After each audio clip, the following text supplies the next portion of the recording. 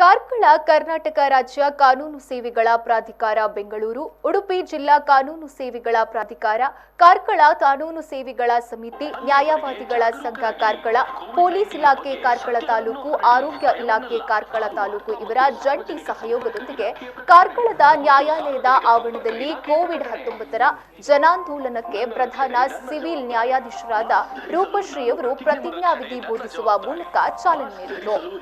ಈ ಸಂದರ್ಭದಲ್ಲಿ ಹಿರಿಯ ಪ್ರಧಾನ ನ್ಯಾಯಾಧೀಶರಾದ ಪುಟ್ಟರಾಜ್, ಎರಡನೇ ಹೆಚ್ಚುವರಿ ನ್ಯಾಯಾಧೀಶರಾದ ಸತೀಶ್ ಉಪಸ್ಥಿತರಿದ್ದರು. ಜನಜಾಗೃತಿ ಜಾಥಾ ನ್ಯಾಯಾಲಯದ ಆವರಣದಿಂದ ಕಾರ್ಕಳ ಮುಖ್ಯ ರಸ್ತೆಯಿಂದ ಕಾರ್ಕಳ ಮುಖ್ಯ ಬಸ್ ನಿಲ್ದಾಣದವರೆಗೆ ಚಲಿಸಿತು. ಈ ಸಂದರ್ಭದಲ್ಲಿ ತಾಲೂಕು ವೈದ್ಯಾಧಿಕಾರಿಗಳಾದ ಡಾಕ್ಟರ್ ಕೃಷ್ಣಾನಂದ ಶೆಟ್ಟಿ, ಗ್ರಾಮಾಂತರ ಪೊಲೀಸ್ ಠಾಣಾಧಿಕಾರಿ ನಾಸಿರ್ ಹುಸೇನ್, ನಗರ ಪೊಲೀಸ್ ಠಾಣಾಧಿಕಾರಿ ಮಧು ಹಾಗೂ ಪೊಲೀಸ್ ಸಿಬ್ಬಂದಿಗಳು, ಪದಾಧಿಕಾರಿಗಳಾದ ಕೃಷ್ಣ ಶೆಟ್ಟಿ, ಜೊತೆ ಕಾರ್ಯದರ್ಶಿ ಮುಕ್ತಾ ಶಿನೈ ಹಾಗೂ ಮತ್ತಿತರರು ಉಪಸ್ಥಿತರಿದ್ದರು.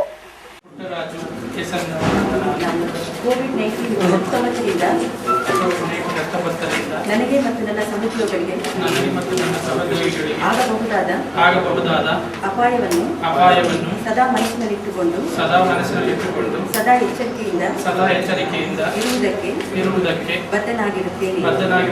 ಈ ಮಾರಣಾಂತಿಕ ವೈರಾಣು ಹರಡುವುದನ್ನು ತಡೆಯಲು ಅಗತ್ಯವಾದ ಎಲ್ಲಾ ಎಚ್ಚರಿಕೆಗಳನ್ನು ತೆಗೆದುಕೊಳ್ಳುವುದಾಗಿ ಮತ್ತು ಕೋವಿಡ್ಗೆ ಸಂಬಂಧಿಸಿದಂತೆ ಯುಕ್ತವಾದ ವರ್ತನೆಯನ್ನು ನಾನು ಅನುಸರಿಸುತ್ತೇನೆ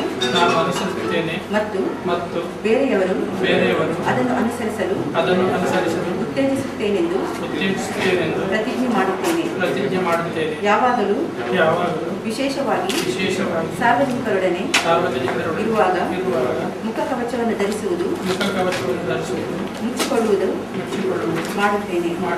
ಇದರಿಂದ ಕನಿಷ್ಠ 6 ಅಡಿಗಳ ಅಂತರವನ್ನು ಕಾಪಾಡಿಕೊಳ್ಳುವುದನ್ನು ಅನುಸರಿಸುತ್ತೇನೆ.